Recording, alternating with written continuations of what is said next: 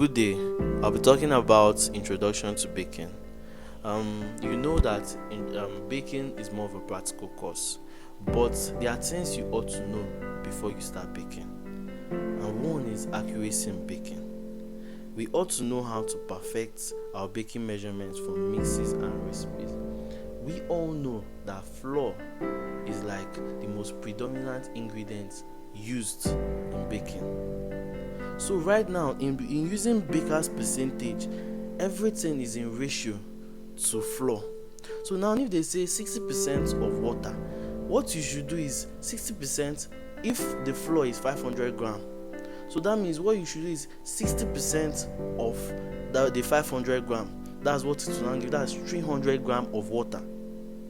So that's how we get accuracy using baking. So obviously we also measure by weight using scale, and also we also measure by volume using calibrated mediums. And some of the SI units used, you can see gallons, pints. These are things that you'll be hearing: tablespoon, quarts, cups, teaspoons. So you have to get used to it. Then you ought to know how to read recipes. Very, very important. You can't be a baker and you can't read recipes. It's unheard of. So, and there are some things, it can be very dicey. There are some things that you ought to know. You think, okay, yes, it's just to read something, but you have to there are some steps that you should take. Like, there's an example now. There's a difference between 1 cup walnut chopped and 1 cup chopped walnut. You see, walnut chopped and chopped walnut, there's a difference. So you ought to know the difference. So these are some of the steps you ought to follow. These are some of the processes you ought to follow.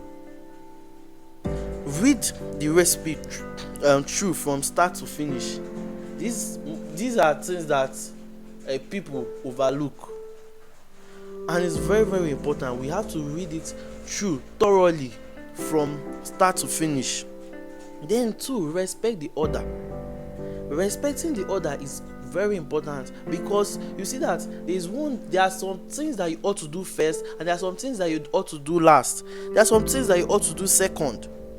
Very, very important. Like they can say 5 tablespoons unsalted butter cut into 5 pieces.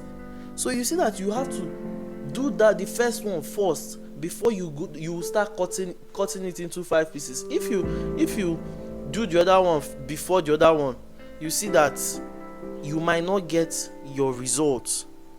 Then also take note of punctuations. Very, very important, because you see here 1 cup of flour sifted is a much different thing from 1 cup of sifted flour. So you see that there's a punctuation really matters in baking. Then also you ought to gain an understanding of any terminology and technique you aren't familiar with. Go to Google. That's why there is Google. That's why there is YouTube. That's why there is YouTube. That's why there is Google. That's why there is social media. You have to learn. Nobody is perfect. We learn every day. We have to keep learning. Then also we ought to know the assumptions. We also hear granulated sugar. What are they? What do they mean by granulated sugar? Thirdly, figure out the timing. Very, very important. Timing is very, very important. Plan ahead. Proper planning creates more results. Plan what you want to do. Strategize. Then also start new techniques. Very, very important. You can't keep doing old things. Find out new ways to do new things. Be creative. Baking is all about creativity. Then also, missing place is your friend. Well, it's a French cooking term. I'm sure that you guys are not familiar with it. It means exactly measuring the ingredients, chopping food, and prepping of all your ingredients before you start cooking. Get all your ingredients ready before you start cooking. Then also you ought to lay out your tools too before baking.